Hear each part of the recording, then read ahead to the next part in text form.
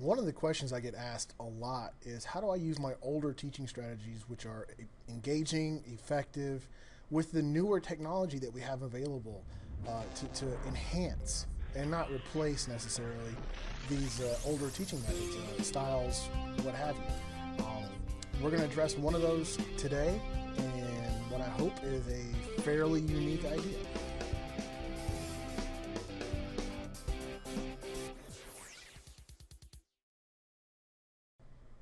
One of the tools I've been using lately to work with other instructional coaches around my district is Voxer. If you're unfamiliar with Voxer, it's a free app.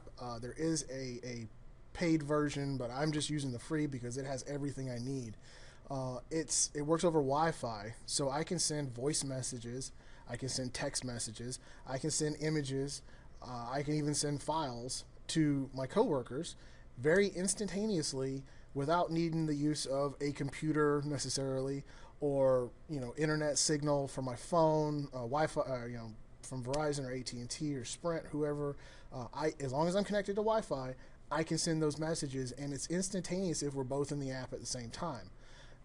It records those messages, and I can play them back later, or I can share them if I need to. So it's a hugely useful instant messaging, voice messaging app that we've been using, and as soon as we started using it, it's just become more and more useful, more and more part of our daily life in our instructional coaching side of things. I thought, how can I use this tool in a classroom? And immediately it popped in my mind, Socratic Seminar. Now, if you're not familiar with Socratic Seminar, Socratic Seminar is basically where you're asking the students, or preferably having the students come up with very open-ended, high DOK, like DOK level 4 type questions to cause them to critically think and analyze a text or a passage or a piece of evidence or an artifact that you're discussing in class. And so it gets the students together in a group, and they have this debate or conversation really over that topic. And typically what you see in classrooms when people do Socratic Seminar is that you'll have an inner circle and you'll have an outer circle.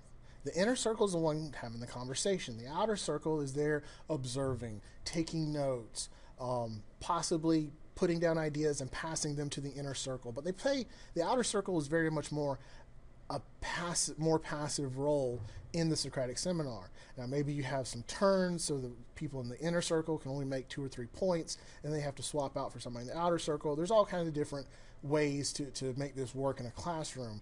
But the problem is with that inner circle, outer circle, the outer circle gets bored.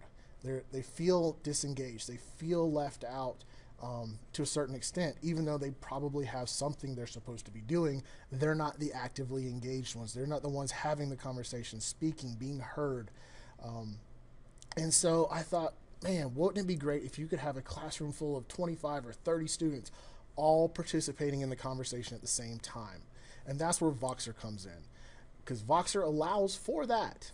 And it records it, so you could go back and review it later as the teacher, or have students go back and review it later. So let's talk about Voxer for a second. I'm going to do it through the web interface here, but it works the exact same on iOS, on Android. There's a Chrome app in the Chrome store, so it works fine on Chromebooks. I tested it out with a student this morning. He was able to sign up for a free account and use it right away. So, and actually I didn't even tell him how to use it. He figured it out on his own. It's that intuitive. So if we go to Voxer.com, and we can download it for our desktop. If you're on a Chromebook or iOS or Android device, you can download it from the Play Store. We're going to log in, or we can sign up. If we've never done this before, we'll sign up.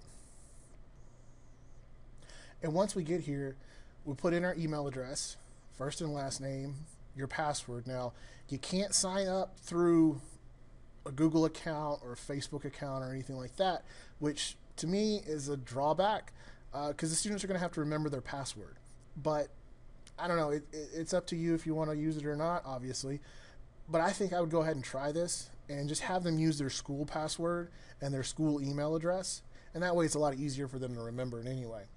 You do not have to put a mobile number.